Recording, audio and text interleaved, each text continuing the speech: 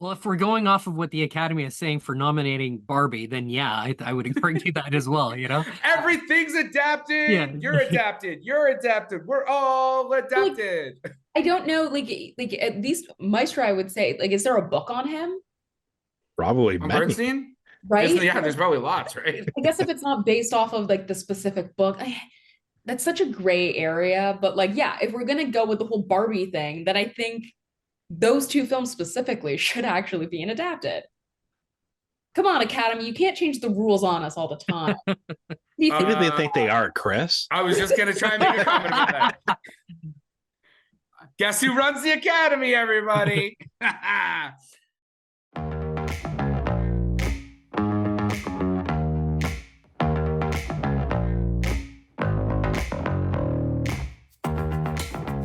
Just like that saying goes, a broken clock is right twice a day, and this is our broken clock episode. Because we're talking movies, we're talking our Oscar picks, or as Scotty likes to call it, he's 3-0. And he's not talking about lack of orgasms given to his wife.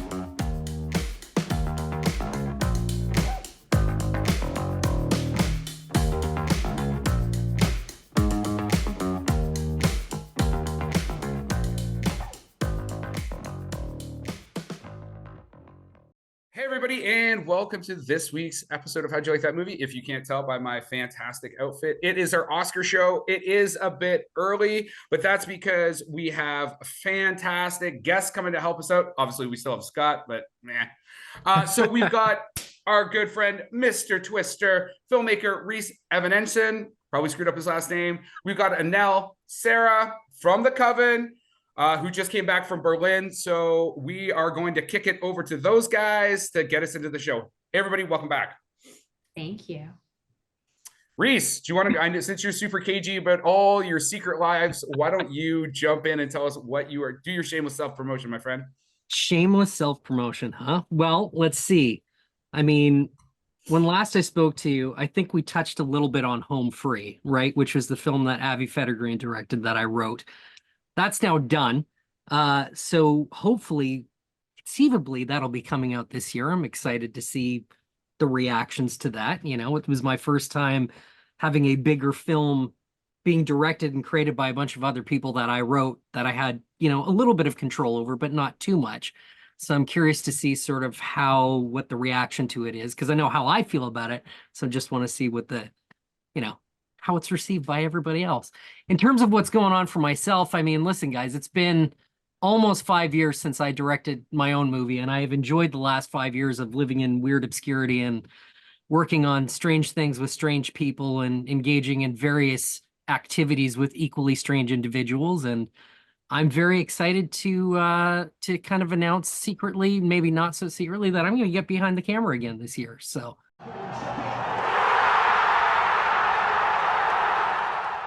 What does that say about our podcast? He's like, I'm going to say this on your show. It's still going to be a secret because that's how few people listen to your show. I didn't say that. You said that. He just heavily implied it. That was heavily implied. No implications necessary. You can treat this as an exclusive. How about that? There you go. I love it. I love that. You are so important to me that you are the only people I will tell this to. I will tell nobody else. Oh, you. If anybody comes to me afterwards and says, Reese, what are you doing? I'm going to say nothing. Absolutely nothing. Can you tell us anything about the project, or? No.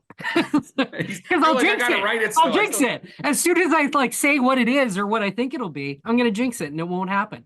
It's something I'm very excited about. There was a movie that I was slated to direct just before Christmas that we had started working on, and everything was falling into place. And the reality was that it was something that I didn't actually want to do. And I was just kind of powering through being like, well, it's a chance to direct again. And thankfully it got torpedoed before Christmas. And it gave me the opportunity to actually focus my attention on something I was very, very excited about and really wanted to do in the first place. So that's all I'm going to say for now, because I'm convinced I will jinx it by saying any more. Okay. So you can't tell us when you think you'll be going to camera? No, because I have no idea. That's a producer's job. A movie is not a movie until you're standing on set and everybody's working around you. Any number of different variables of things could happen before then that could torpedo this to the ground. So I don't want that to happen. You know, I'm a very superstitious individual. Don't you put that evil on me, Ricky Bobby! And I don't want to jinx anything. So Well, cool. Well, once you have more and you feel probably after, it sounds like after principal photography completes, we'll definitely have to have you come back on and talk about all the stuff that went down. 100%. Do you have anything else before we go to Sarah and her trip to Berlin? No, please talk to her. She's going to have all the great stories. She's living the dream and doing all the cool shit. So yeah, Sarah. So according to your Instagram, you went to Berlin and you drank lots of weird cocktails. That's what I took away from your time at the European Film Market. You know what? Yeah, it was like my first market away from with a different company. So the Coven does things a lot differently. We're smaller, we're female run and owned, and it was a lot of fun. We went in with only 2 movies and we sold them in pretty much every major territory. Neither film is finished. We fully financed or fully paid off the financing for one of the films that we just finished principal photography on in December. So that felt really good. Shot in December, paid it back in a month later, like 7 weeks later. So they're like, oh, we hired the right person. Yeah, well, or it's just the right movie. It's not me, it's definitely the movie. But that just like, I've never seen that happen before, or at least not in a really long time. So that felt amazing. And just to see like how the energy is coming back, even with like a recession, with boycotting that's happening and things like that in different territories, that was really, really fun. And yes, there was a lot of cocktails because I've got to, I have to re-engage with my old buyers and, remind people that I exist. One of the running jokes was that it was like a new year, new job, new cut, new haircut, who this? Because like I chopped off all of my hair. I went in like just completely different into this market. But normally there's a lot of parties and a lot of activity, and there wasn't as much this Berlin, which I found kind of interesting. And so I ended up just taking everyone to the exact same bar almost every night, drank every single cocktail. I think if you were watching my Instagram post, there was like, I'm ready to party. One that was out of like a pipe, one that was out of a bong, like all these weird nonsense drinks that cost way too much money, didn't taste good, but they looked great in photos. They did. So how many times have you been to the European Film Market, the Berlin Film Festival? I've been going to, this would be my 5th time. And other than the lack of drinking and the kind of resurgence of buyers, was there anything else that you thought was like kind of interesting? Was there anything you saw that you're super stoked about? I don't watch movies when I'm at film markets. That is not my job. That's the acquisitions people's jobs. My job is to sell the movie, unfortunately. If Cannes will be different, I'll go and see. No, I won't. I'll go on the red carpet, take a photo, and then go back to working in my booth in the gown. That is exactly what's going to happen. Cannes gets a gown, but our podcast doesn't get a gown. Reese already gave us an exclusive, and you didn't even wear the gown you're going to wear to Cannes. I don't have it yet. My winter body is different than spring Cannes body. I can't buy the dress now.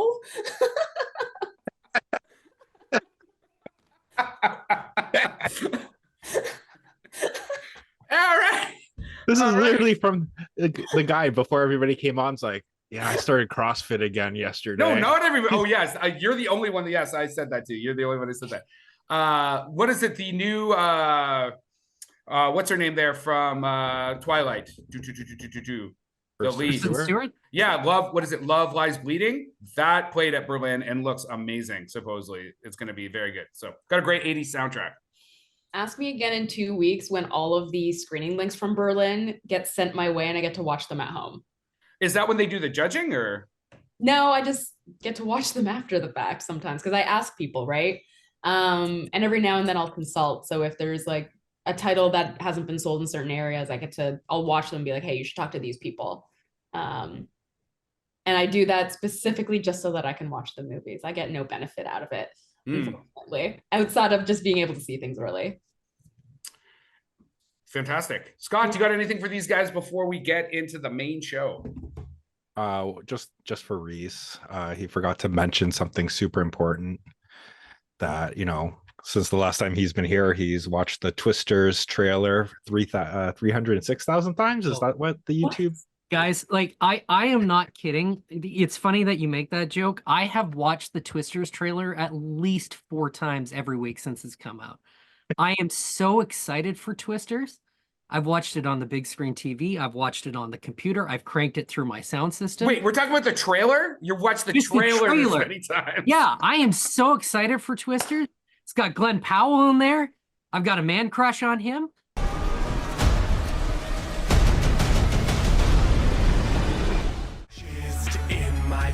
I'm totally jacked for that movie. Like, it looks so much fun. Looks like so much fun. And it's like a return to like, I didn't realize how much I had missed that kind of movie until that trailer came out. I was like, I am here for this. I am here for like just big budget tornado action. And it looks like it has the spirit of the original. I'm very excited for it. Is Helen Hunt in it? Is she doing a cameo? I hope she appears out of the shadows like a Marvel reveal. It's I was thinking more like Nosferatus, but like sure, one of the characters has got to be like her daughter or her kid, and they've got to be talking about something from the first movie, and they've got to say something like, "We've never encountered something like this before," and then you hear from behind them, "I have," and that she steps out of the shadows.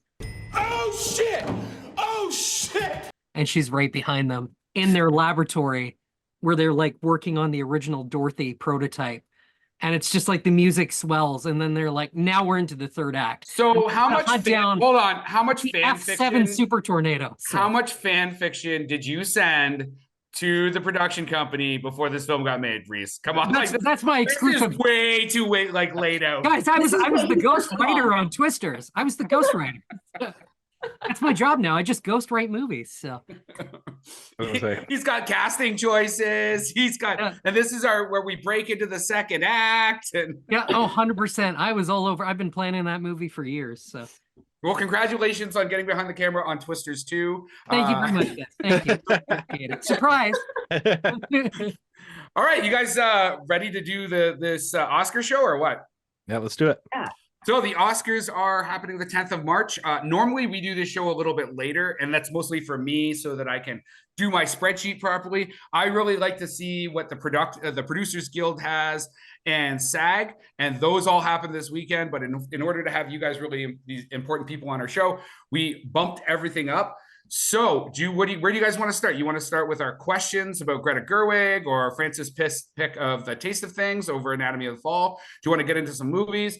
You're the guests, a casa. It's not two casa, but I always say two casa. So Reese, what do you want? Oh my gosh. He wants a Twister 3 right now. Why are we not talking about Twisters? No, let's jump into it. Let's go with the questions, Chris. Throw it at us. Let's just get started. All right, well, I'll go with the one that's least important to everybody, which is, so France decided to pick A Taste of Things as their Oscar submission over Anatomy of a Fall. As the Caesar Awards literally just ended. That's France's Academy Awards. And there is some speculation that the reason was because the director basically made a bunch of comments about the French government and their handling of some protests and basically the commodification of French culture. So that's the backstory. What do you guys, did you guys have any thoughts on this or? Well, truthfully, I didn't know about it until you had written it in that email, and then I looked it up, and I had just assumed it was because the director Justine had said what she said about the French government. But I think at the end of the day, like, they kind of won anyways. They got nominated by the Academy Awards, right? Like, and that's going to have the most global appeal out of all of this. For Best Picture. For Best Picture, yeah. Exactly. And Best Director and Best Actress. So I think, they kind of came out on top. I mean, it's unfortunate that they were neglected by their home country, but, again, I think they won in the long run. And okay, we know that the other movie's not going to win foreign language, but imagine if it did. Then France comes out on top with 2 films that wins a bunch of stuff, but they're coming out on top with 2 films that are nominated for multiple different, you know what I mean? But A Taste of Things did not get Did it not get nominated. picked? I don't know. It made the short list. Right. And even at the Caesar Awards, it only got like one nomination. And this is actually, I think, the bigger fuck you to the French government is Anatomy of the Fall won at the French Awards, won Best Picture, Best Director, Best Writing, Best Actress for Huller, as well as Best Writing. And A Taste of Things got nominated for like cinematography and a couple craft awards, and I don't know if they won any of them. So, ooh, that sucks. Yeah, so that's a big like big time. Yeah. I fart in your general direction. Okay, Scott, I feel like you probably don't have anything to say on this topic. Like, to be honest, this topic only seems important to you, but so yeah, I did not. I did not. All right, well then we'll talk about the one that I think is still on everybody's mind, and it's kind of a two-parter. Should Greta Gerwig have been nominated for Best Director for Barbie, and should Margot Robbie have gotten a Best Actress nomination for the Oscars? So let's open that sucker up. Who wants to go for it? I'll go first because I also don't see why this is a big deal. Let me tell you about a little movie, Chris. It's called Jaws. It's the best movie in the world. It also was nominated for Best Picture, and the director Steven Spielberg was not nominated for Best Director, nor the lead actor was nominated. Now we fast forward to your man crush, a little movie called Argo, also nominated for Best Picture. Brad Pitt. We all know this. It's Brad Pitt. It is not not the second half of Good Will Hunting. Buddy, we all know you have Armageddon on repeat with Ben Affleck in that little elevator just crying.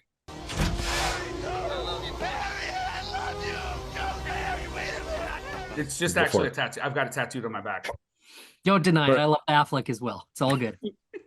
But Batfleck Argo, yeah, Argo also nominated for Best Picture and won. Director not nominated, and he also was not nominated for lead actor. It happens. It sucks. My question is, none of those answer the question of should Greta Gerwig have been nominated for Best Director? No. Should Margot Robbie have been nominated for Best Actress? No. See, those are the kind of answers we're looking for, Scott. You have been replaced. Goodbye. Toodaloo, motherfucker. Hey, Know who should have been nominated? Scott, you'll agree with me. Past lives. What the fuck? There you go. That's the conversation we should be having, because at least that movie said something and did something. What does Barbie do for Margot Robbie? Margot Robbie didn't have to act. She just had to be pretty. And that's just easy for her. For some people, it's fucking hard to be pretty. For Margot Robbie, she could do that in her sleep. Well, and they even make that joke in that movie. Exactly. So it's not like there's a lot of range going on there. She's there. Yeah, she didn't need to be nominated. No one from, you know what I will say, and this is I'm sure a popular opinion at this point, but like Ryan Gosling being nominated for Ken, it must have been hard for him to give that much Kenergy. So much acting done in that role. But like, you know what I mean? It's completely different than what he's been doing recently, right? Sure. He had to be so silly. Whereas for her, it's something that she's like, that's a nothing role. And what did Greta Gerwig do? That was something that's worth giving her a nom for. It's a beautiful movie. It deserves Best Picture. I don't think it deserved Best Director. Well, and the question too would then be, who do you replace? Justine Trier, Jonathan Glazer, Martin Scorsese, Yorgos Lanthimos, Christopher Nolan. Like, who do you take off that list to give a spot to Greta Gerwig? Because there's only 5. Yeah. Reese, thoughts? You're the director. Yeah. I mean, it's kind of like Anatomy of a Fall in France. Like, I think Barbie kind of won at the end of the day, anyways. It was one of the biggest blockbusters of the year. Made well, if that's the metric we're going by, like that's the metric I go for. Like, it's just like this is not well, it's the film business. We're not in the business of art, even though we like to say we are. It's about how much money can you make and how successful can you be. And I think at the end of the day, how do we tell me Reese uses Save the Cat to write screenplays without telling me that he uses Save the Cat to write I've never read it. So I think Barbie wins at the end of the day just out of sheer success level alone. And I mean, Greta and Margot walked away with millions of dollars. That's great. That's a great win. Should she have been nominated for Best Director? Maybe, but it's like you pointed out, who are you going to replace on this list? This is a great list of very talented filmmakers with some very interesting films. So, and in terms of like Best Picture, you go, I don't know, you know? But I think, like, in terms of Best Picture, I think the whole fact that Best Picture has 10 nominations while everything else has 5 Yeah. is the, like, if it was just 5, Barbie wouldn't be on that list. Yeah. That's No, right. it's only on there because of the money it made, right? And I think the Academy Awards, like, they like to acknowledge big blockbusters for Best Picture, but for some reason they have an aversion to nominating the directors of those those big blockbusters. Like if we look at, even last year with Joseph Kosinski with Top Gun Maverick, it was nominated for Best Picture, but he wasn't nominated for Best Director. The same goes with Denis Villeneuve for Dune, Bradley Cooper for Star is Born, Ryan Coogler for Black Panther, Jaws, Steven Spielberg, like it's a very, very interesting process. And But some of that could also be because everybody votes for Best Picture and only the Directors Guild, or not the Directors Guild, but the directors component of the Academy votes on the nomination for, but obviously the craft of Best Directing, right? So right. My favorite argument for people being outraged was that there were no women nominated for Best Director. What's Justine Trier then? People who don't watch movies and don't realize that's a female name. That's what that is. That's the argument. That's the hill people are dying on. I can say that because I'm a girl. And then I point that out and they're like, well, I thought it was Justin. right?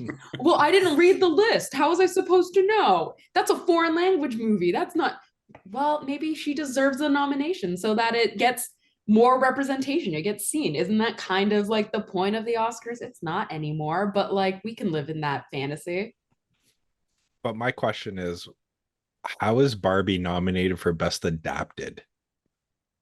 That's a weird one. Like that to me makes way weirder There are sense. Barbie TV shows. There are Barbie. I don't know. Well, because it did get kind of complicated because I think the Writers Guild lists it as I don't have it in front of me and we don't have a producer here right now. If somebody wants to look this up, I think the Writers Guild listed it as a original screenplay, but the Oscars determined in their writing department that it was adapted. So, but is it adapted from like the Barbie movie, the Barbie commercials? I think it's because Barbie is a thing. Like you're adapting. I guess they had to adapt like the IP in the world that is Barbie. Maybe because it has IP, I guess, right? Yeah, I'm pretty sure that's how they justified it. It was like based on existing material, nothing specific. And that's Barbie true. as an intellectual property. Yeah, let's go with that. Yeah, that's why we have you guys on, man. So snubbed or not snubbed, I don't know. Like I think I'm gonna lean in Anelle's way and I'm gonna go, it wasn't snubbed. I think they came out on top at the end. Well, and Margot Robbie she's nominated for Best Picture as a producer. Yeah. That's right. And I mean, like Greta's been nominated before. She's had a lot of great success that way. As you pointed out, had they had more, had it been like 10 categories for Best Director, she probably would have been in there. But it's a tough competition this year. Look at who was nominated. Who are you going to kick out in favor of the others? So yeah, and all the films that are on that list are like solid. Like not just the directors themselves. The directors have pedigree, but the films themselves that they brought to the table are pretty fantastic. And actually, I think that's a great jumping off point to actually start talking for all those that are still hanging in there. What are these guys going to do? Are they actually going to talk about some fucking movies?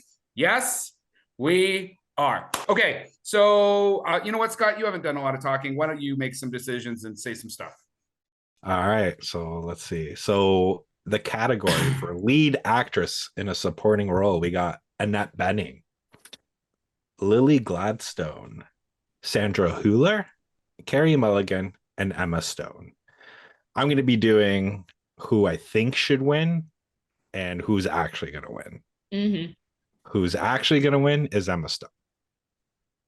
Who I think should win is Sandra Hüller. Ooh. Why do you think Emma's gonna win? Li- You don't think it's gonna go to Lily? No, Interesting. no. To me, like we talked about this when we did it. To me, she was not the lead. She was in the I movie know. for 20 minutes. And I agree, but the way the Oscars are built, it's gonna go to her. Okay.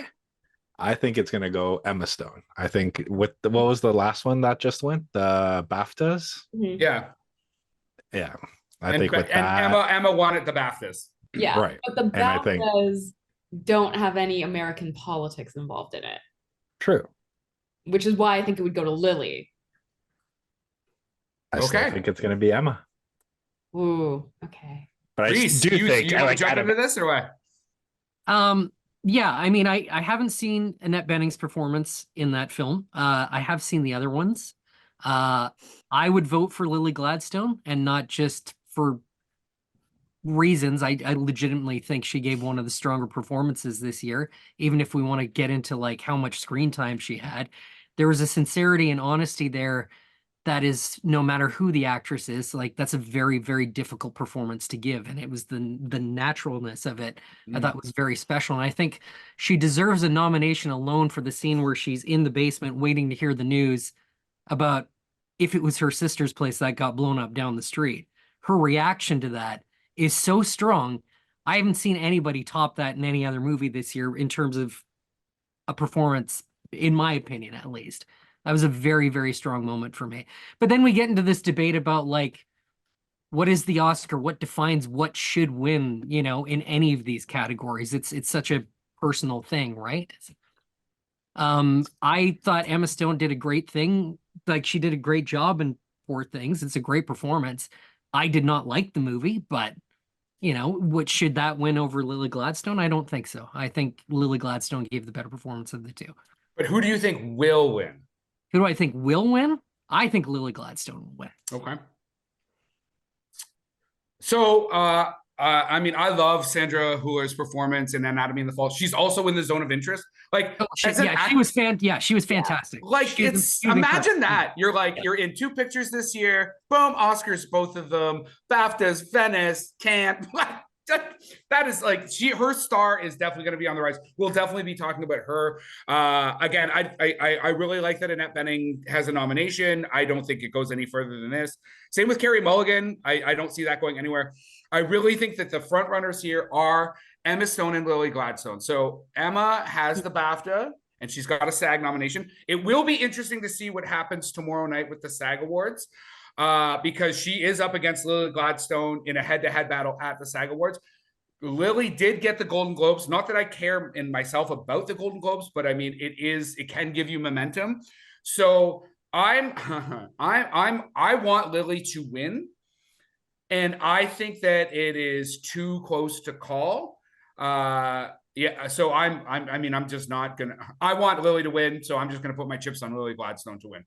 Oh, okay. I was gonna say we're really like the first nomination in here, but like, and it's a tie. I'm not gonna say anything. You're gonna break your own rules right at the beginning. I'm always breaking rules, baby. It's what I do. I think it would be really cool if Sandra won for Anatomy of a Fall, because I mean, like, yeah, as I say all this about Lily Gladstone, I should definitely acknowledge like she carries that entire film. That's not an easy feat, and especially those courtroom scenes, like. There gets to a point when you're watching that film, and you're like, it's not acting anymore. Like they're in the zone, they're in the moment. They just are that person. Yeah, and I think that is a really important observation too. About it's almost a one-person film, like because she's on screen so much that she is the film, even more so even than Poor Things. But again, I mean, she's done well everywhere else she's gone. There's also the Independent Spirit Awards that are coming out. So I'm sure like she's already got Oscar nominations. She's got BAFTA win or BAFTA nods and everything else. I think she's going to be happy at the end of the award seasons regardless. Right. So, yeah. All right. What are we moving on to next? If we're done with Best Actress, why don't we go to actor? We can go to actor. So why don't you kick us off? Okay. I just watched The Holdovers this morning. I think it's gonna be Paul Giamatti, just because I want it to be different. Oh shit! Okay, I want to see how he takes. Okay, how does he take down Cillian Murphy, who in my opinion, I think is the front runner right now. So I think Cillian Murphy is the front runner. I'm just like, you know what? Let's just try. Let's see if they give it to they do a curveball, because I think Oppenheimer is gonna do like a pretty decent sweep this time around. So I'm like, you know what? Let's just change this up. That is where I'm sitting. Also, I just like, maybe it's because it's just fresh and it's been a while since I watched Oppenheimer, but I don't think Killian really deserved it for it. You know? Whoa. Okay. Those are two different statements. One, I want this person to win because it'd be kind of kooky and cool. Another is saying he doesn't deserve it. So I think you should qualify that statement. Because I don't think that his acting is really good. It's a good movie. The acting's amazing in it, but is it something that I think is out of the box for Cillian Murphy? Not necessarily. My dog is crying behind me. I'm so sorry, but It doesn't like your pick either. Like, yeah, it's like boo. my dog is like, Anelle, you're getting canceled.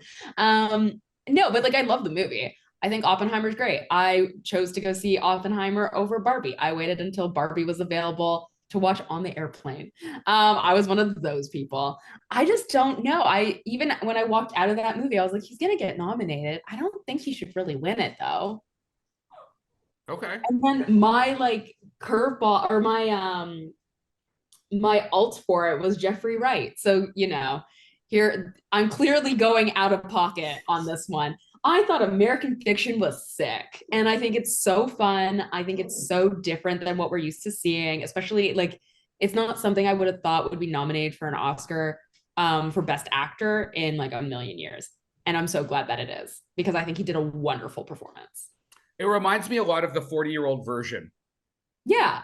You know what I mean? That whole take on poverty porn and like what white liberals are willing to put money into, yada yada yada, right? So it is a fantastic film. I don't know if Jeffrey Wright deserves to be on this list, to be honest, but I'm very like, why is this? What happened? What happened here? He's my pick. What about you two, Reese, Scott? go ahead, Reese. All right. Well, I'll start off by saying, listen, I haven't had a chance to watch all of these Oscar-nominated films. I watched 8 out of the 10 Best Picture ones, and in the leading role category, I mean, I haven't seen Rustin and I haven't seen American Fiction yet. So I'll break down what I do know. Like, let's talk about the Maestro thing here. I think it's if this was like, I don't know what everybody's thoughts on Maestro are. I'm like, I got halfway through it. That's my thought. Yeah, I thought I'm not making a case for if he should win, but I just wanted to throw it out there in support of Bradley Cooper in the off chance he watches this.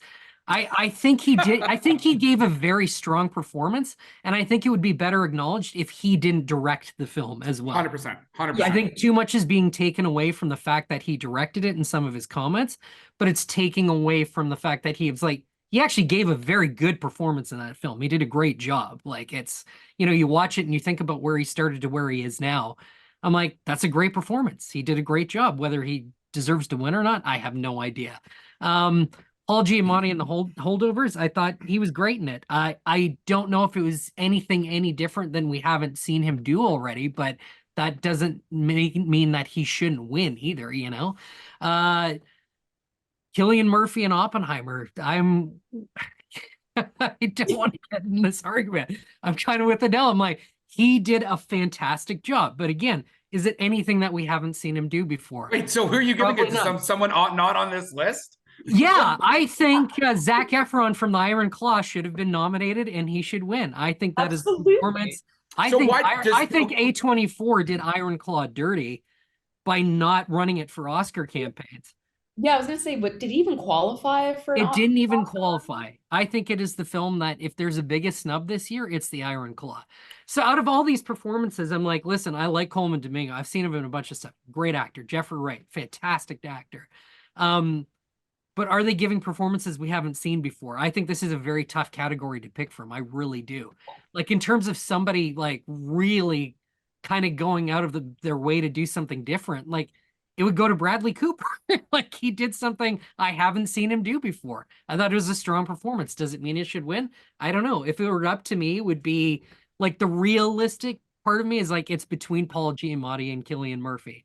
In terms of who would win, it's impossible for me to tell. I really think it's going to be one of those two. So you guys are both inside players. Why do you think the Iron Claw did not qualify, did not get like what do you think went on at A24? You also have to, there's only so many movies you can put forward, right? There's like, there is a cap. You can't like oversaturate, right? So you got to back certain films, right? There's like marketing spends, there's all of these things, there's all these, and they probably didn't, I don't know. I'm not going to speak on behalf of the A24 because I love Iron Claw. Yeah, I thought it was good. Yeah. They're doing a massive push for it. I just don't think that they thought either because of the strikes, maybe it got moved around and it just wasn't meant to come close to the Oscars release season, possibly, or it, you know what I mean? Like there's so many variables, and if it wasn't for the strikes, I think it would be more clear cut as to why they didn't run with it. But I think the strikes probably had something to do with it, because there's a lot, like how much can they campaign?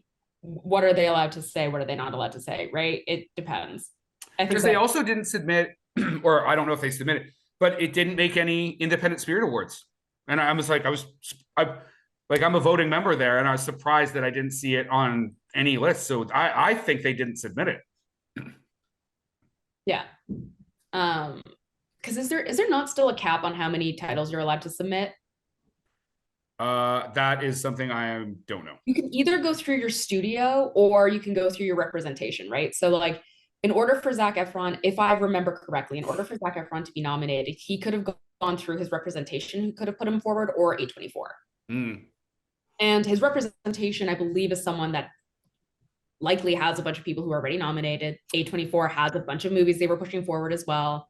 So I would assume that had a factor into it. I know that is a factor when it comes to foreign language titles and things like that, right? So I assume that comes into play. We're not American. We're not the right people to ask this question. This is true. And we'll call Zach next time you're at a function and you run into Zach, ask him. Yeah, I think part of me thinks too that it's like maybe there's a small part of me that thinks maybe they just didn't think it would get the reception it did. You know, it wasn't like overly marketed. There wasn't a whole lot of buzz. It just sort of was, here it is, and now it's released. Like it didn't get a bunch of festival play beforehand or anything. And it's only since it's been out that people have been like, holy shit, look at this thing. Like, why are we not talking more about this? So it's unfortunate, but again, at the end of the day, we go, it's going to live on for years. Like the Academy Awards is not going to determine the future success of what people think of this film. You know, it's going to have a life of its own. I just think in a leading role category, like Zac Efron would have had a very strong, if not just for the last 3 minutes of the movie with his two sons. Like I didn't see that kind of performance from a lot of people this year, you know, and that's something. His best performance. Like how many of us expected that out of him? Like exactly. What was he did before this? Bad Grandpa, Dirty Grandpa, the one with it was his Netflix show where he like travels around, right? There was the documentary. Greatest Showman. What about the the one that he did where he's in the frat house with Seth Rogen? Neighbors? Yeah. We're still I'm not mad. I'm just disappointed. That was a while. Standout performance. Years ago, like I feel like we're racking our brains back to 2015. So like just for that alone, like you know what I mean? Yeah. In his bro era, not like he's in a completely different zone now, and I think it's a transformation that. But he brought some High School Musical dance moves to this movie. He did. 100%. Yes. When they do that line dancing. He did. He was the only one that didn't seem like he was trying, right? He was just like moving it. It's effortless. Yeah. Anyway. So do you guys tough category? Do you guys have your wild cards? Do you want me to do my fucking pick? Oh yeah, I keep forgetting you're here, Scott. Yeah, Scott, go for it, man. All right. Fuck you all. So who I think's gonna win, or who I know is gonna win, is actually gonna be Bradley Cooper. Get the fuck out of here! And let me tell you why. Won fucking anything yet? Let me tell you why. Respect. It's a year, and it's 2016. and Leonardo DiCaprio wins for The fucking Reverend. Because they're just like, fuck it, you need an Oscar now. You've been nominated enough. You just need a fucking But he hasn't Oscar. been nominated enough. He's I been don't think he's nominated like earned it yet. once. Who? Cooper? Yes. He's like 4 or 5 times already, man. He's been nominated 4 or 5 times and never For what won. else? He did Star is Born. American Sniper. You got a nomination for that fucking movie? Sniper? Oh, Yeah. Jesus. Are you sure about that? 100%. You can look it up. Oh, that's How many So, times I has think- Cillian Murphy been nominated? I have Once. no I idea. think this is it. Yeah. Well, then it's his time. So that that's why I argument. think that's why I think it's going to be Bradley Cooper. Also, how you were saying with Oscar politics and everything. I just think that they're just gonna give it to him and just be like, this is the one you're gonna win. You spent what 15 years to learn how to do a 3-minute scene on an orchestra. You'd fucking deserve it for that. And I think I love that's it. why he's gonna win. I love it. Respect, Scott. Betting on the dark horse. Yeah, I think that's good. So so you think who's the one that you'd like to win then? What I'd like to win would probably be Jeffrey Wright, to be honest with you, because I really had fun with American Fiction, right? But I think it's going to be Cooper.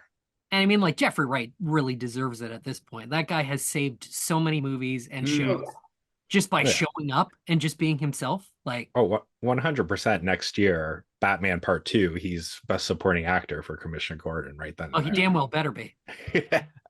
Only black man to play that role. So Yeah. And one of the best Commissioner Gordons we've had so far. Please Zane, Kinsey, Moon Knights for the Penguin.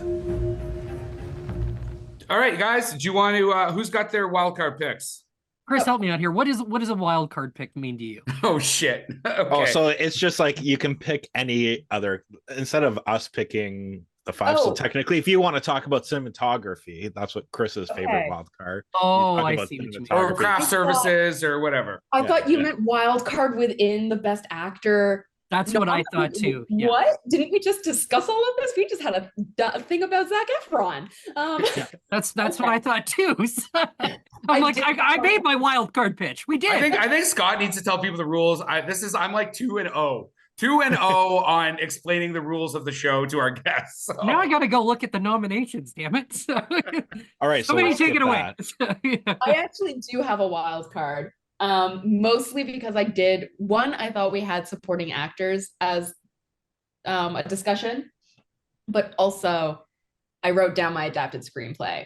So Oh, for adapted screenplay, I do have American Fiction because I think it deserves to win something. And it's a brilliant movie.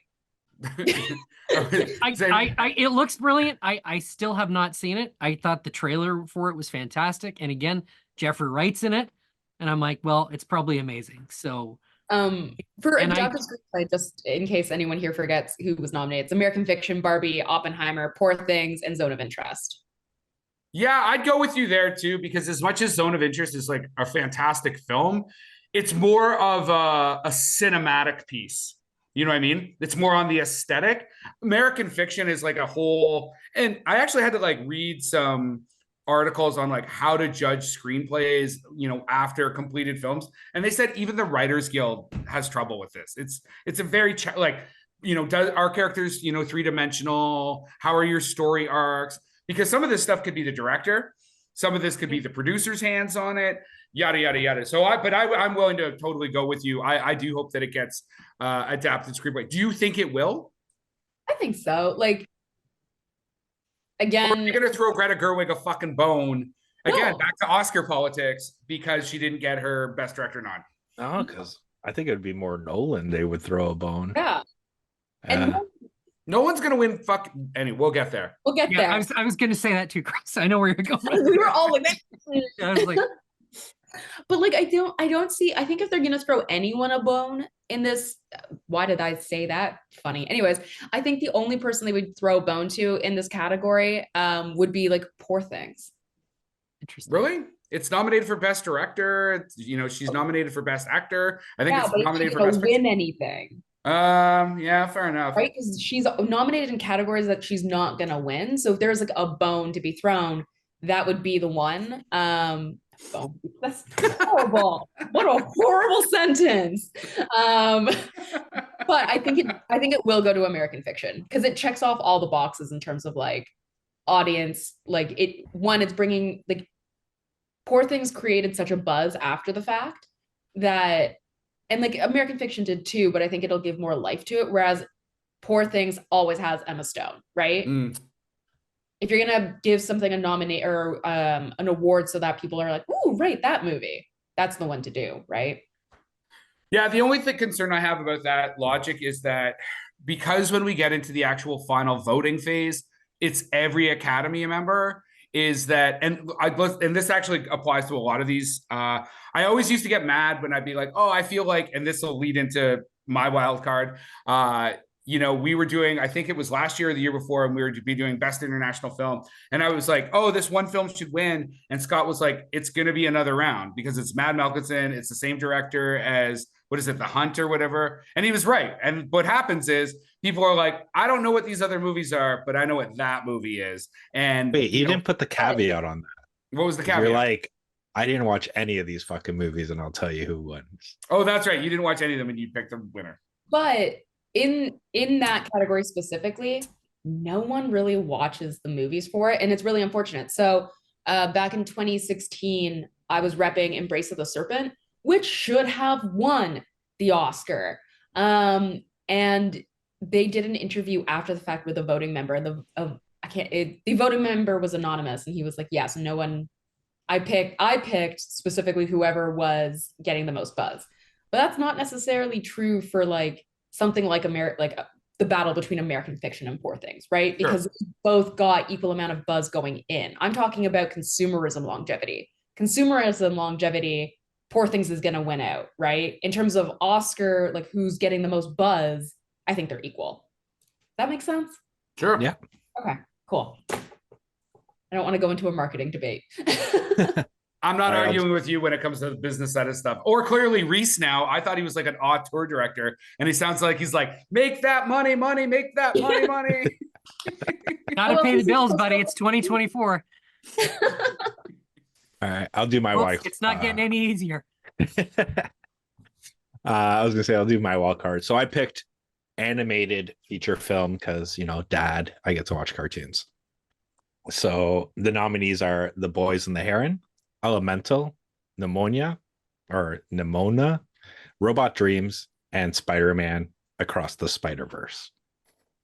And my winner is Spider-Man Across the Spider-Verse because Marvel has to have some love. Wrong. It's going to be The Boy and the Heron. It may, but I still think it'll be Spider-Man because that also has the most buzz. It does not have the most buzz. What the fuck are you talking about? It's question. Oh. Trivia. If Spider-Man wins it, will this be the first like solid franchise that wins like the first movie won Best Animated and the second movie won Best Animated? Or like, you know what I mean? Like, has any other movie done that where the first and the second has won? I don't know, to be honest with you. In live action. I just think I just brought it might as well just go with it. Like might as well already give the Oscar to the third one. It's not even made, right? Exactly. Let's just do it. Let's make it the first to win like all of them, all of the ones.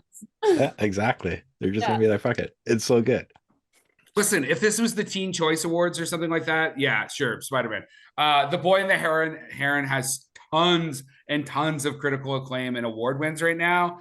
I don't think Spider-Man has a fucking chance. I'm not the hero the world wants, and I'm not the hero the world needs, but I am the hero that the world gets. Well, Spider-Man has the money behind it, and I'm talking about the box office money, my friend. Okay, again, sometimes this is. I don't know what award show you're talking about right now, but remember a little movie called Parasite? Wasn't the biggest box office fucking draw of that year, that's for sure. But that's a different category. So yeah, I was gonna say, isn't that the year that the first Spider-Man won? So because Scott always was likes to make fun of me for picking cinematography. So what if I like cinematography? Who are you to judge me? I went with my other favorite nerd category, which is Best International Feature Film. And the nominees are The Zone of Interest from the United Kingdom, Io Capitano from Italy, Society of the Snow from Spain, The Teacher's Lounge from Germany, and Perfect Days from Japan. So, I mean, I know who's going to win this. It's The Zone of Interest. It's won all the other awards. It's got the BAFTA wins, Golden Globe. I think it's got a lock. Society of the Snow, which if you like the movie Alive, this is basically a Spanish version of it, like an appropriate version of it, is fantastic. It's available on Netflix. Perfect Days is beautifully shot. Japanese style cinema. Unfortunately, I wasn't able to see El Capitano or The Teacher's Lounge from Germany. Some of those were playing this weekend, but again, we're doing the show too early. But let's be honest, like this is going to be one of those categories that's going to suffer for the reasons I was talking about, where people are going to be like, I don't know what these other films. They might know Society of the Snow because it is on Netflix, but other than that, they're going to be like, I didn't see them. I don't have time to get through the streamers. Zone of Interest. I think Zone of Interest has Best International Feature. Yeah. Now, this should have been your question, man. Because you know what movie got robbed here? Fucking Godzilla -1. Because that should have been fucking right there. It was good. It wasn't that good. You are high as a fucking kite. Okay. Yes, I listened to all you guys. I went and watched it. I didn't cry as much as you guys cried. I didn't watch it. It was interesting. I think in a world where Barbie is nominated for Best Picture, then Godzilla -1 at the very least can be nominated as well. It has all the hallmarks of a Best Picture nominated film. It just happens to have a 300-foot tall radioactive lizard in it as well. Which makes it extra good. Yes. Me and Reese just became best friends. Did you just see that? That was like live. Do you want to go do karate in the garage? Yup.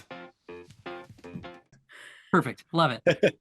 I think there is a question I have, but I'll wait until we get into Best Picture. Do you guys have anything else you want to talk to before we move on to Best Director? Reese, give us your wild card now. You've had like enough time to come up with one. Yeah, my wild card is still the movies that didn't get nominated, like the So Iron it's Claw, Godzilla. which I've made a pitch for, but it did technically get nominated, so it is there. I think Blackberry got snubbed. Come on! I don't know if it, like, at least for Glenn Howerton's performance, for sure. You know, he's got an indie spirit nod. Okay, there we go. I guess we'll go with just writing for original screenplay. You know, we've got Anatomy of a Fall, we've got The Holdovers, we've got Maestro, we've got May December, and we've got Past Lives. Out of that, my personal pick, going into the more auteur side of my brain, I would go with Past Lives as the winner for that. You are my best friend. Yeah, because I thought Past Lives was beautiful. It was just a wonderful, wonderful little movie.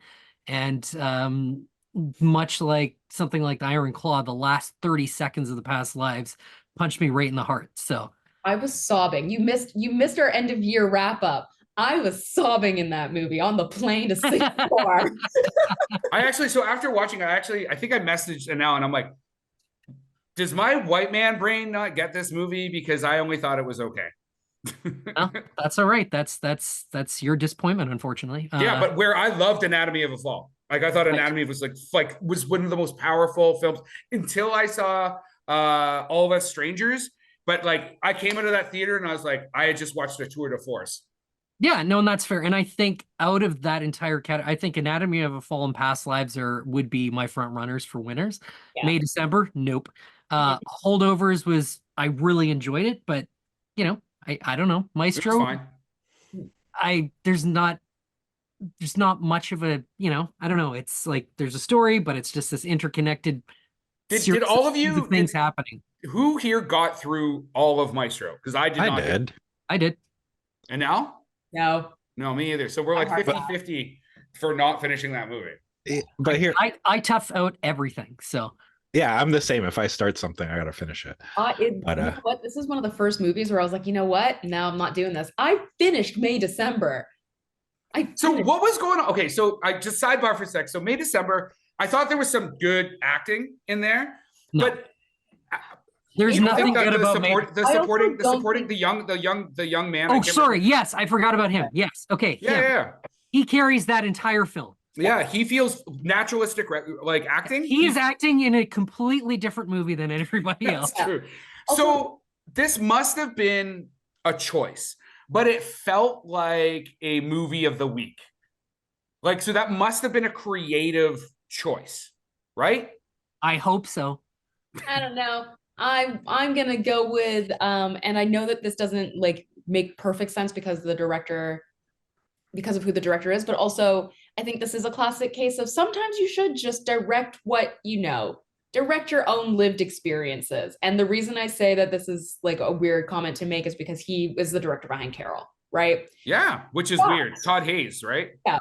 But I think in this specific situation, it is a write or direct what you know sort of situation.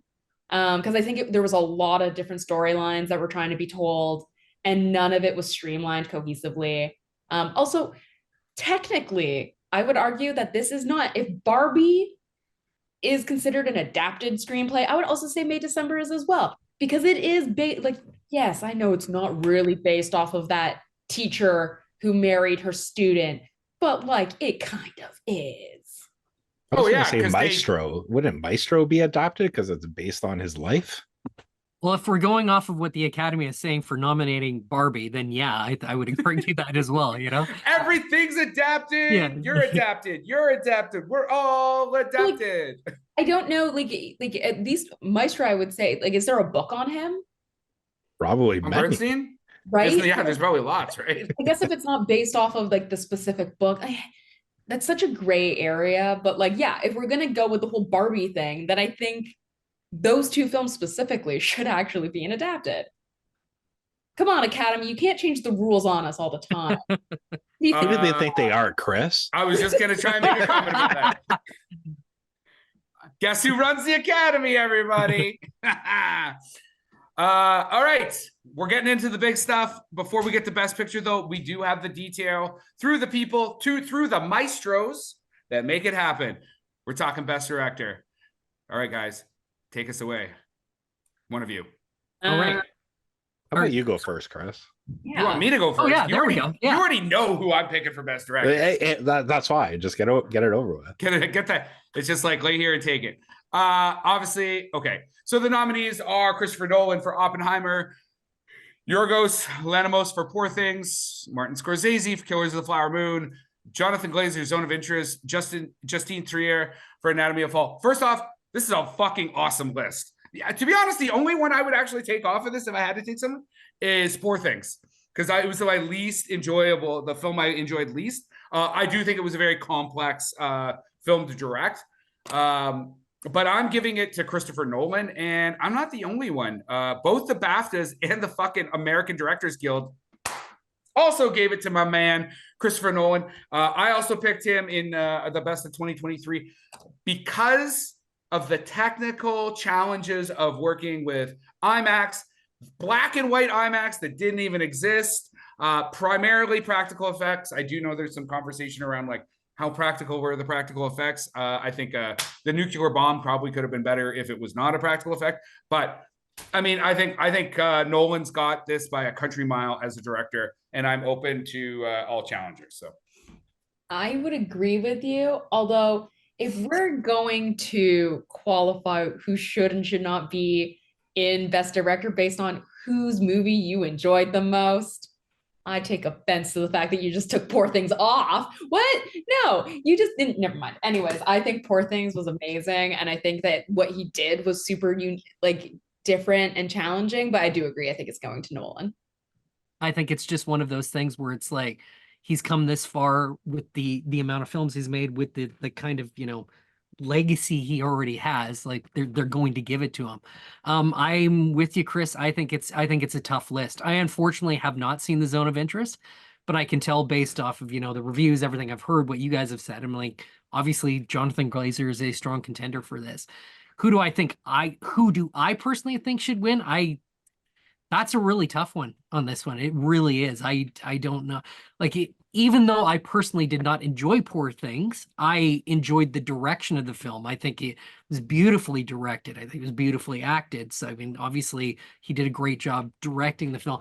I mean, I will always, you know, push a vote towards Scorsese just out of pure like legacy of what the man has created and what he has done, and the fact that at his age, what he's still doing, he's still incredibly good at it. So, and listen, like it's not that just as this is a Scorsese picture.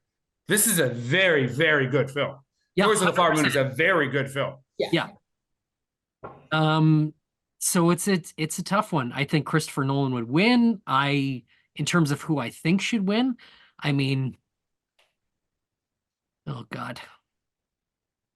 It's down to Anatomy of a Fall with Justine and Killers of the Flower Moon with Martin Scorsese, my personal pick. But I don't want to pick between either one of them. I can't make that decision. Imagine she wins over all of those. Like the coup, like that would be like, oh, not only did the only woman who get nominated, and then she beats out like serious like Western heavy hitters. Not, I mean, she's Western as well. She's from France, but like the big Hollywood names. That would, I mean, I'd be okay with that. Yeah, because I'm like, any one of these people earned this award, you know? Mm. And if she wins, I'm like, it'd be like, great. Like, I love those kind of choices. And she deserves it. Like, she did a fantastic job. They all did. And Martin and Nolan can cry in their piles of money. Well, yeah, they're going to be fine. I mean, yeah. Like, has Christopher Nolan not won an Oscar already? Nothing. Really? Yeah. Well, he's won Best Picture before. No, he hasn't even won Best Picture. Did Batman not win Best Picture? Why did I go with Batman? No, Heath Ledger won. None of the Batman films were nominated. Like, he's been nominated, but he's never won. Interesting. Okay, so yeah, even more reason. If we're going with it's his time, he's been nominated so many times, he hasn't won. Then yeah, it's obviously Christopher Nolan. Speaking on that, I'm going to tell you who should win and who's going to win.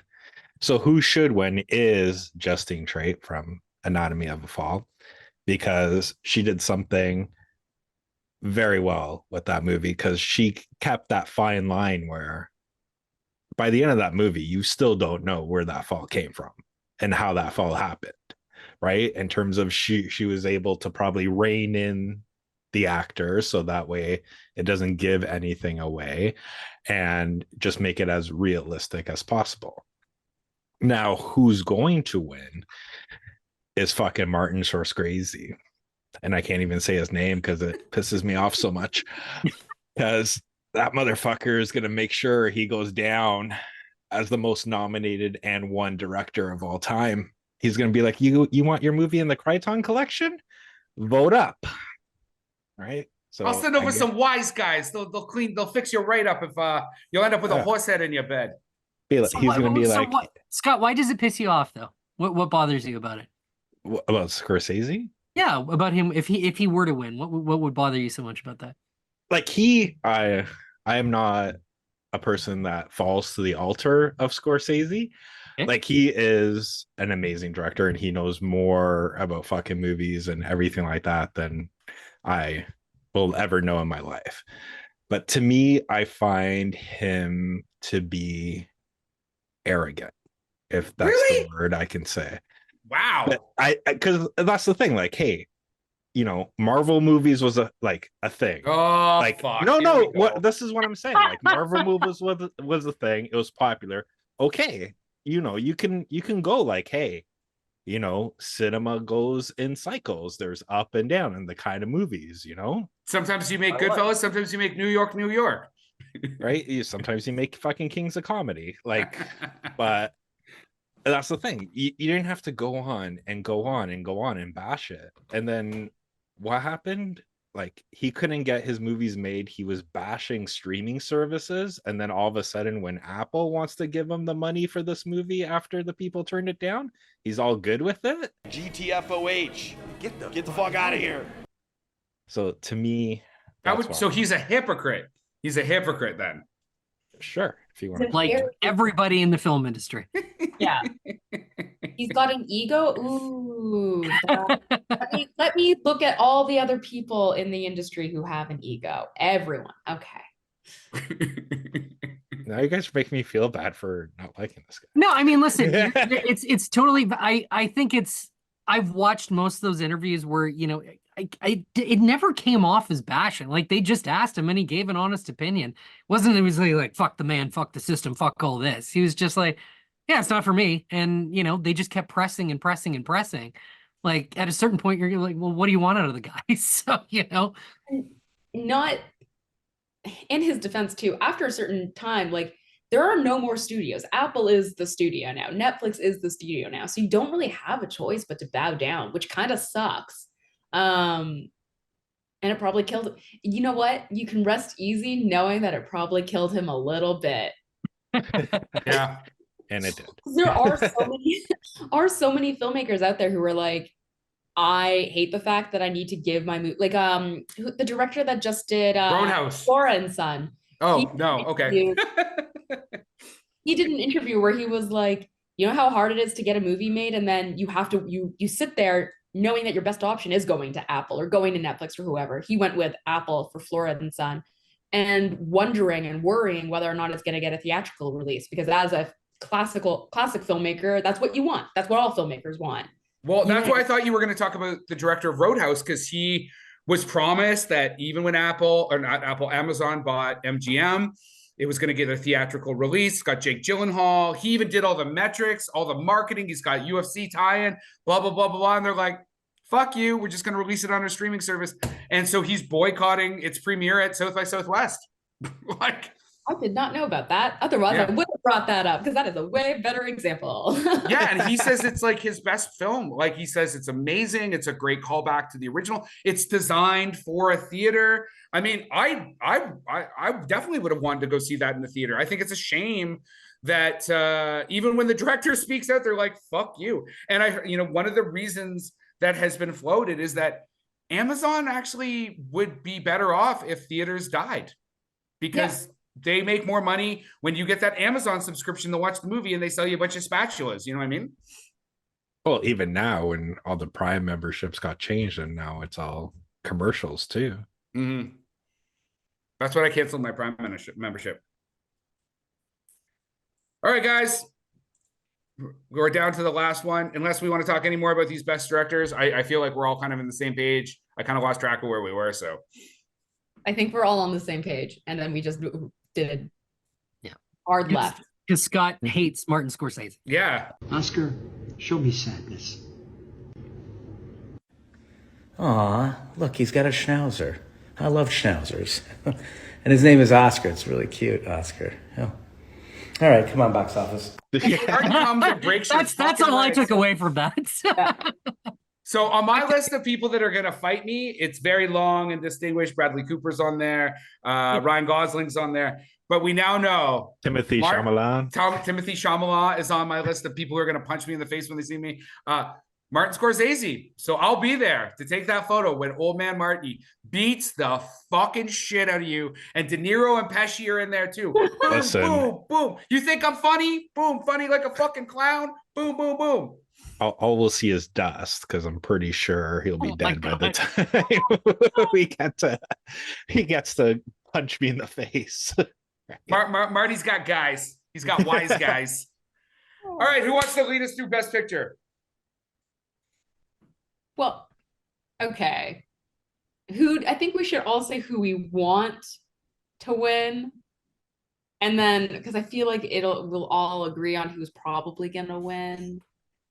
I think it's a toss-up between two who I think will win, but then I'm also worried about Oscar politics fucking everything up too. So this is what I'm saying. It could be another La La Land situation. I know La La Land didn't so actually bad. win. I just like bringing that up any chance I get. That movie's so bad though. Ugh.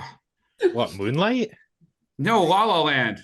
Moonlight's the one that won, mother. Thank you, Scott. I'm aware of popular culture. I just didn't know who Dua Lipa was. I think it's Dua Lipa or something. Yeah, I was gonna say, we back to Willy Wonka.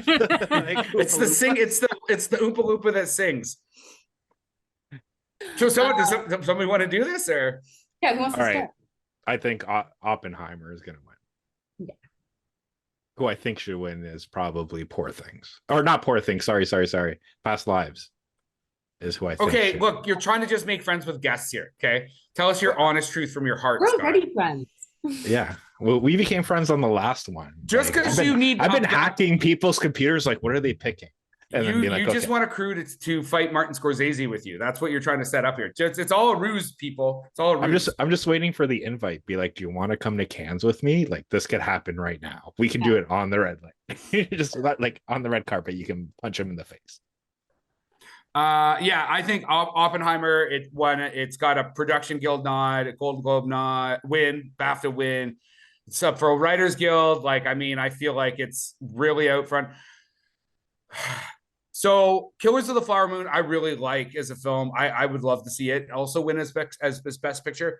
So the two that I think that, the two that I think that might come about because of Oscar action, Barbie, obviously. I think somebody somehow might get this fucking idea that because it got snubbed in Best Actor and Best Director, that it deserves to win Best Picture. Kind of like Coda, which I really like Coda. So I'm not complaining with that, but kind of came back from behind. And I mean, there is a thing happening in the Middle East. The zone of interest is about this kind of stuff in a roundabout way. So it also might be a bit of a dark horse. I'm sorry, I can't see Past Lives. It's the one movie that's 100% different than anything else. Yeah. Yeah, but I mean, let's be honest, like, Chris, just admit you are the boyfriend sitting at that bar. Oh, and actually, that's you know why. It's not, you know what? Because I talked to Anelle about that too, and I was like, I 100% am not that guy, and she was like, that guy is really awesome. I'm like, yeah, but I don't understand that guy fucking sitting there but being in that conversation. I would have gotten up and gone home. I don't need to sit there and listen to these guys talk Korean. And I speak Korean about how amazing they want their lives to be. Fuck that shit. I'm out of there. He is a hero. He is the husband that everyone, he is the patience, because at the end of the day, she still chooses him, and he knows either he has to let her go through the motions and make the decision, or she'll always wonder what if. And so sure, but you don't have to sit there and endure the conversation. You can trust your partner and go home and go grab a burger. Maybe that's his kink. Maybe he has I don't know what kind of kink that would be, but maybe it's a kink. Oh, like he's like a cuck. Or maybe he's the only one that brought his wallet that day because she just got home from work and he's like, motherfucker, I got to pay for it. Right on, Scott. Maybe he's just a really sweet man who's like, you know what? We're going to be friends. I just want to sit through this and then we'll be friends after, because they're friends now. Yeah, so glad you flew all the way to New York to try and steal my wife, buddy. But that's life, man. Like that's is that life? You never had someone try to do that for you? Like fly across, like to a different country to like snatch you away? Do I look like someone that gets stolen away? I'm like the rotten fruit you put back on the shelf. Like nobody's Chris, trying to steal this fruit. You're being way too hard on yourself. Come on. Anyway, this train has fallen off the track. Anelle, take it away. Take it away. Let's I think it's going to be Oppenheimer as well. I would love it to go to Past Lives though, because I think that movie just had something very unique to say. It's a perspective that is completely different and it's beautiful. And I think it was more snubbed than Barbie, because same categories got snubbed. Anyways, that's my Past Lives I think is going to do very well at Independent Spirit Awards, which is to me the type of place where it's going to shine. That means nothing to me, mainly because I always forget the Independent Spirit Awards are a thing. So that means I think the Independent Spirit. So everybody out there, if you don't know my love for the Independent Spirit Awards, I think that it is one of the best places to find like really cool craftsman-esque, I don't want to call it auteur cinema, but just like really cool, interesting films, because it's got budget caps. Everybody's kind of like really coming with great scripts, and like the actors that are there are not there because they're making necessarily a ton of money. They're there because they want to like execute their craft. If you are ever just looking for like really great cinema, just go watch stuff that's at the Independent Spirit Awards. Awesome. And now a word from our sponsor. Yeah. No, you know what? You're right. There's a lot of great stuff there, 100%. And it would be an honor to be included among that list of very, very fine and talented craftsmen and women and everybody. People. Yes. People. People. Yes. Well, guys, is there anything else you want to talk about the Oscars before I let you get back to your very I haven't important even ones? made it on a best. Yeah, I was gonna say No, Reese it's just hasn't like- done I'm his. so bad at this, Scott. You got to cut me off sooner. I think Twisters will win Best Picture. It's And it's gonna win before 2025. it comes out. That's how special it is. So good that they're like, Jesus, just give it the Oscar Just already. off of the trailer. It Yeah, happened. just off the trailer alone. The Yeah. Academy, the entire Academy was like, holy shit, like just What- there's the best picture. You like It is going to be like Moonlight. They're going to be like, oh my God. And the best picture goes to Warren Beatty. You're on the stage again. Yeah. I'm excited to see our Instagram thread like light up when that happens. I'll be like, I called it. Yeah, I mean, like we said, I think Oppenheimer will win, and I think it does, it deserves to win. It was a great film. A great job. It's an incredibly engaging 3 hours. Great acting, great writing, great directing. And I mean, he's come a long way, and I think it certainly deserves to win if that's, if we can get into that. But I think you could make the same argument for any of these. This is why, the Academy Awards are fun to watch. It's fun to kind of talk about this stuff, but at the end of the day, like who deserves what versus the other. I think it's a very tricky and complicated issue. Any film is incredibly difficult to make, and it's even more difficult to make a good film, and to make a film that is considered to be what we should call best picture is an amazing feat all to itself. And the fact that they're all nominated, kind of makes them, I know it sounds super cheesy, but it makes them all winners in a way. Like it's so hard to make films between just even getting them off the ground and the incredible amount of talent that is involved in making a film. It's really tricky to sit here and be like, this one should win over this, over that, over this, over that. 100%. Since I almost feel like we all- should end the show on that note. That's Yeah. great. Like that's like a Oh, monologue. art's subjective, right? Everybody It is different. Why do But we I do. Oh, go ahead. No, I was just gonna say, why do we need to give out awards for these things? Because it is subjective. I was agreeing. Continue. Well, and according to Reese, it's like really it's just box office anyway, right? So As I said that though, I mean, like if you look at the legacy of the films that carry on, the Academy doesn't matter, like the award it won doesn't matter. Shakespeare in Love won Best Picture. Nobody talks about it now. We're still talking about Saving Private Ryan, we do talk about somebody else that was associated with that film. Yes, we certainly do. We certainly do. But I'm just saying, like, in the long run, as time goes on, it doesn't really matter. It's more about what did the film do for a global audience? What did it do for you? What did it do for everybody? I think that's what's more important. So I got one question for everybody, because like to put everybody on the spot. I think it's 2025 or 2026. Best cast is now a category. Casting director. Oh, Oh, that's okay. weird. That's a Never weird mind. award. No, it's casting director. That's what they want to nominate. So it's not on like ensemble cast like they do at other award shows. It's no. casting director? They're going to go with casting, which I think it's a great idea. I think it's a That step in the is- right direction. that is great. well, but my question- ensemble That's cast I don't know. would I be feel like so we great. need more time to have that conversation because I definitely think that it can be that's a bit silly, but Sorry, and now you say that again. I think it would have been great if they did ensemble cast, because I think there were certain movies that should have been nominated for Oscars, or some certain filmmakers that should have their movies highlighted at the Oscars that never have. Like Everybody Wants Some should have been nominated for an Oscar. The only reason it didn't is because it's an ensemble cast, and what category would you put that movie in, right? Right. The Sing Street, like where would you put that outside of original score? I think it actually did get like snubbed for like original song and stuff like that. Like I think it should have gotten a nod that year. But those are two like really strong ensemble cast movies that didn't get nominated simply because where would you put it, right? And to just to push back a bit, Reese, the reason I don't have an issue with casting directors, I think it's a very important job, is that especially when we get into these like big budget films, it's like, well, you could have Scott Vega in your film, or you can have George Clooney. Like certain films have a certain budget, and so they have access to things that you don't have. So how much is the casting director, and how much of it is just like sheer dollars and cents, or studio relations with certain management agents? You know what I mean? Like it's how do you decide that it was the casting director that really did that casting, or the director being friends with this A-list actor, or what? Like I don't know how you really parse that apart. I would have loved for like a best like stunt director or something like that, like a category that, you know, like Andy Serkis is never gonna get, well, he hopefully will one day, but like, you know what I mean, right? Like one of those categories where it's like highlighting something like that other than casting director. But I do agree, casting directors are very, very needed and necessary, and I love them.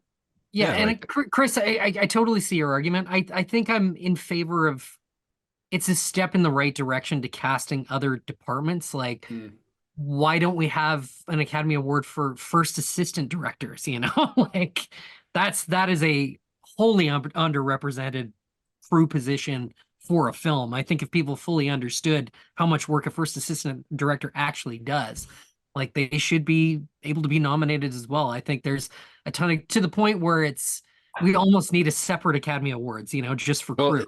Isn't there? Sorry, I was gonna say, isn't there one that? Yeah, there is. They usually do like the recap at the beginning. It's Yeah, like one they heavy do, but A-list. it's still it's only certain categories. Like they're not getting into the finite details of who I think is important to it. So fair enough. I thought they did, because I thought like G&E team gets nominated and things like that. Yeah, well, if they are, that's great. But maybe they're just not talking about it enough. So they don't televise it, and they should, for us film nerds.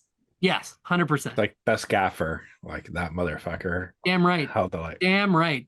Scott's all Best about the boom best operator. That dolly grip. You know what? If there was an Academy Award for dolly grips, Poor Things would win this year. 100%. Okay, now we can't go. So focus pullers, first AC. Hold on. So I loved it. That was actually my big issue with Poor Things, was he uses a fisheye lens and fucking dollies effectively in The Favorite, and then just fucking goes buck wild in fucking Poor Things. And I'm like, dude, just keep the fucking camera from moving, and you don't have to fisheye his lens every single fucking shot. So that's my fucking 2 cents. And that is our wrap for the day. Please like and subscribe to this podcast. Tell your friends. If you want to get a hold of us, reach us at the www.howdyoulikethatmovie.com.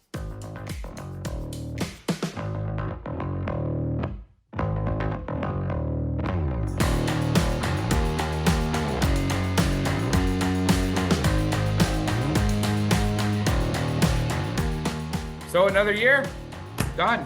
Another year, another dollar. I guess another we're gonna. for I this guess. guy. I guess we're gonna find out. What is it? March. We are gonna find out on March 10th who's right and who's wrong. So let's tune in then. Production by Rod Shaver, Vader Monkey Productions.